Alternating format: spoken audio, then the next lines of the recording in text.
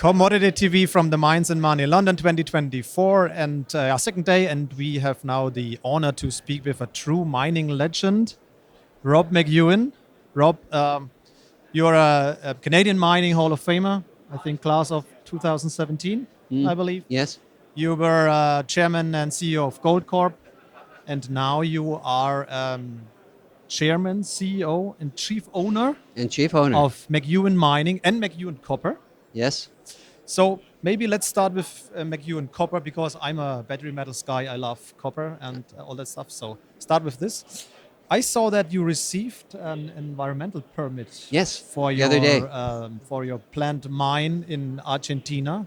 What does this mean? So congratulations first. And Thank what you very does much. this mean for you and the company? It's huge. We are looking to take McEwen Copper public next year once we have a feasibility study done, which will be done in the first half of next year, and an environmental permit. And the permit's in hand now. So we're much closer to the day when we want to take the company public. Okay, good. And we think the value is going to go up when we do. So a big milestone for the company. Big milestone. Next big milestone will be the feasibility study. You mentioned in the first half of 2025. Yeah, probably early in the second quarter. Early in the second quarter. Okay, that's fast. Okay, you don't have numbers out of the feasibility study, but the progress is well. Oh, we have numbers. I mean, we're looking at a deposit that's right now 37.6 billion pounds of copper. Has a 27-year life, producing copper at $1.02 a pound. So copper is over $4 right now, so better than a 75% gross margin, operating margin. All-in sustaining just under $1.60. But 27 years, a 22% IRR at 375 copper. Wonderful. And so one way I like looking at copper deposits or any non-gold deposit, because I grew up in the gold business, is to say, well, if I were to convert that to a gold equivalent, what would it be?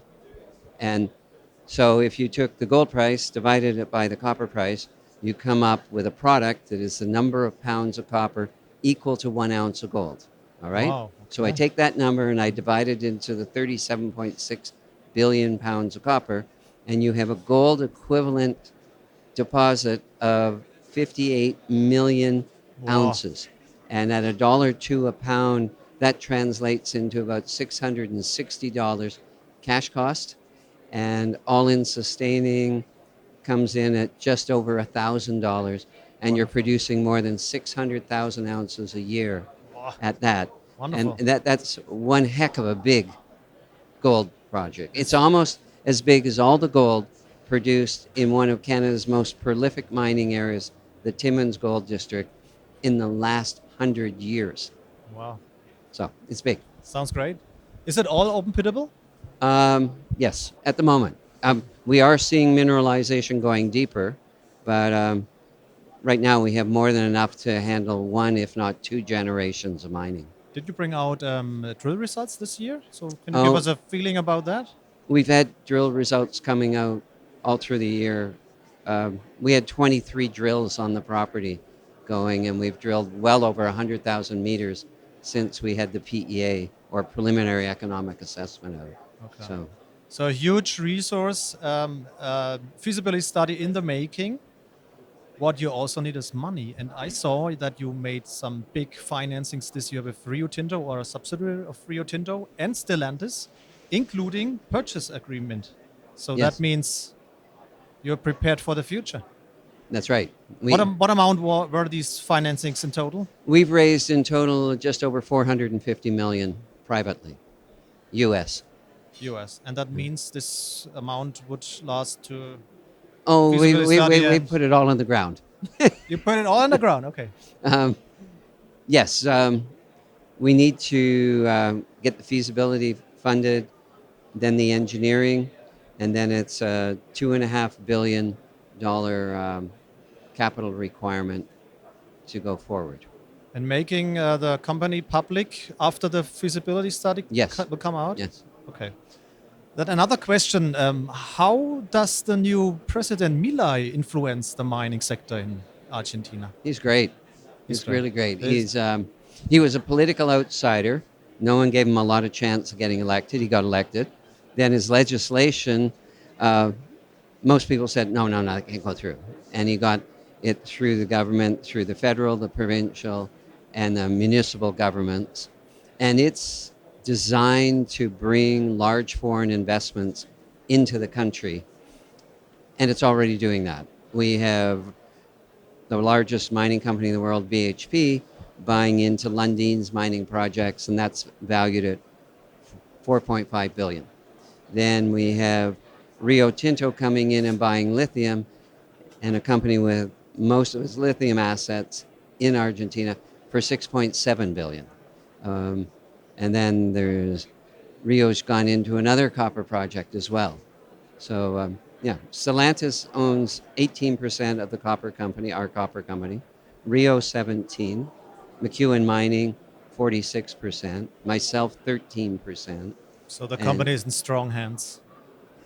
And when you will list it, then what when do you we have? list, I think it's going to go up because I think we're the 4.5 billion that is the deal on Filo del Sol and Jose Maria and BHP.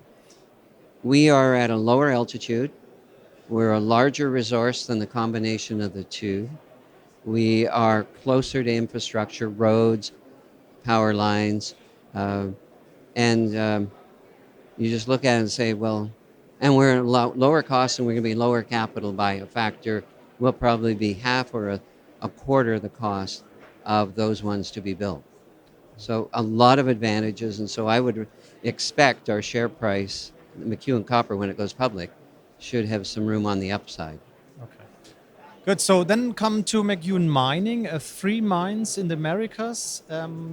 Yeah, the 2024 is nearly at the end. Can you give us some numbers on production and so Sure. on? The gold mines we have are both, they're all in areas where have been known for producing gold for quite a while. As I mentioned, the Timmins camp is one of the most famous in Canada, Timmins district. Canada, we call the districts camps when it comes to For mining. sure, yeah. Uh, and it's producing about 40,000 ounces. We're shifting from one production site to another, and we've been exploring a lot. So we're driving a ramp onto a new area, and the cost should go down because the ore is softer to crush, so you can crush more ore. Um, we don't have to drive 30 kilometers to put it in a mill, and there's no stream on it. One of that. Yeah, that's When important. we bought it, it had a stream, a horrible stream. It was for us because it was 8% Oh, of our production, and they were buying it at $600 an ounce. okay. So that'll be all gone. Good. And then in our drilling, we have about just under 4 million ounces outlined in our resources in Timmins. So in the next couple of years, you'll see production going up from 40,000 ounces over 100,000 ounces there. In Nevada, we have an open pit mine, and it has a life that goes to about 2029, and we're extending that. We just bought another company called Timberline Resources, 30, let's call it 45 kilometers away. Um, and it came with 500,000 ounces, oxide ounces. We're drilling on it right now. We're getting some good results. So that'll further extend that asset. In Mexico, we have a mine that's not operating. We're waiting for approval to reactivate it. Mexican permits become difficult, but we'd be reprocessing a heap leach plan and then just putting the tailings into an old open pit, so we minimize the environmental disturbance. And then in southern Argentina, we have a 49% interest in an underground gold silver mine that our partner Hochschild Mining runs. So we're looking at production increases across the board on all of those. There's going to be a bit of a hiccup in the first quarter of next year. We're doing a lot more stripping in the first at Gold Bar, and that'll catch up, and then we'll go from there. Okay. For the last question, let's come to the exploration side. I saw that you had some drilling success this year at your Grey Fox deposit. Could you comment a little bit on that, please? Yes. At Gray Fox has a number of zones that we're drilling on. There's 1.4 million ounces there already. Um, I think that's going to increase significantly in the near term. We view that there is from our Gray Fox deposit to our Black Fox, same property, it's 3 kilometers apart. We think there's one layer of mineralization lying over a higher grade district, and someone threw out a parallel that might be what we're going to be looking for is a Hishikari deposit. It's a rich high grade mine in Japan. Um, in this area, we found 50 lenses, narrow high grade lenses going down. That suggests there's a very large heat source, which is the source of mineralization below it.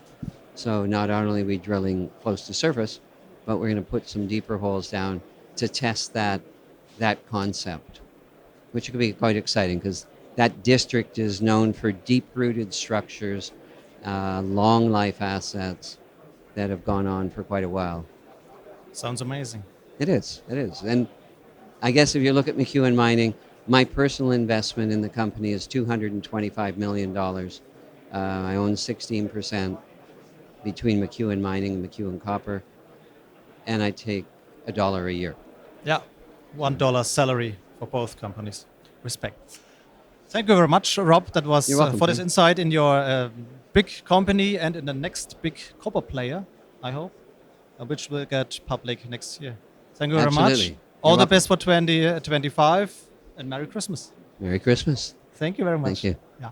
Yeah, ladies and gentlemen, that was Commodity TV with Rob McEwen. You heard it. McEwen Mining, the production will grow next year, and the McEwen Copper subsidiary will go public next year. So I would say check out the companies, and bye bye from London.